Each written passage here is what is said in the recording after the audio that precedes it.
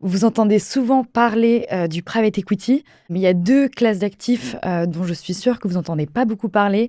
C'est, la dette privée et l'infrastructure qui sont pourtant 2 éléments clés dans la diversification d'une allocation non cotée.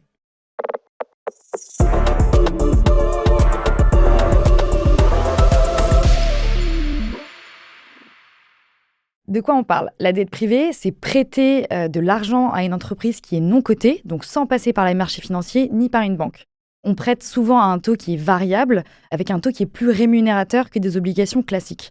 On a différents types et structures de dettes, plus ou moins risquées en fonction du rang de seniorité, et donc ça va avoir une influence sur le taux d'intérêt qui peut, pour vous donner un ordre d'idée, aller d'un ordre de 8 à 12.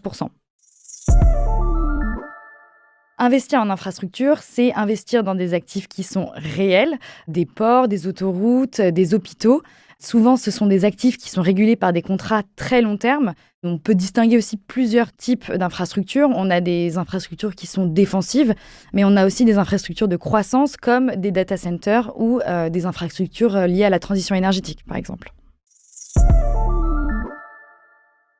Pourquoi on considère que la dette privée et l'infrastructure sont défensifs?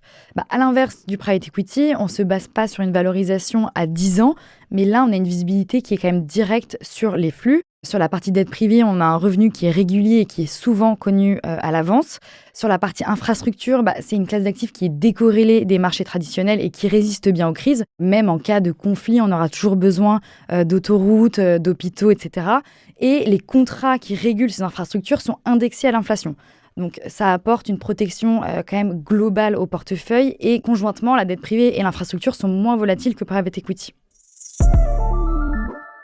Maintenant qu'on s'est dit ça, comment on peut intégrer ces classes d'actifs dans une allocation?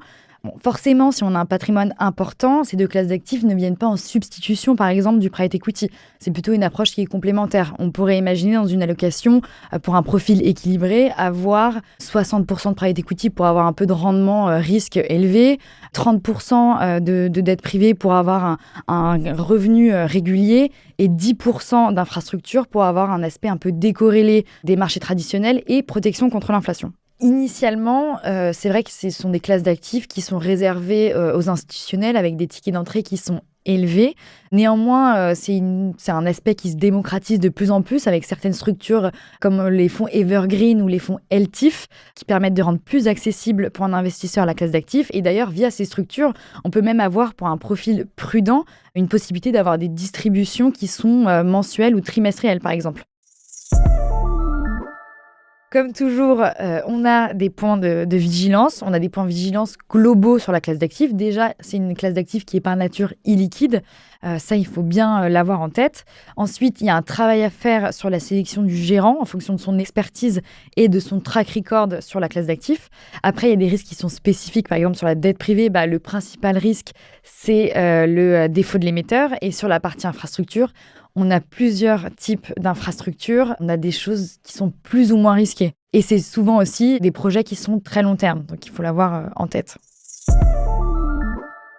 Tout le monde rêve d'investir dans les licornes de demain, OpenAI, Mistral, Anthropic. En effet, ce sont à l'instant T des grands gagnants, mais on ne parle jamais des perdants. Il y a d'autres classes d'actifs qui permettent de diversifier son portefeuille non coté, qui sont peut-être moins connues, mais plus résilientes et plus diversifiantes dans une allocation. C'est la dette privée et l'infrastructure.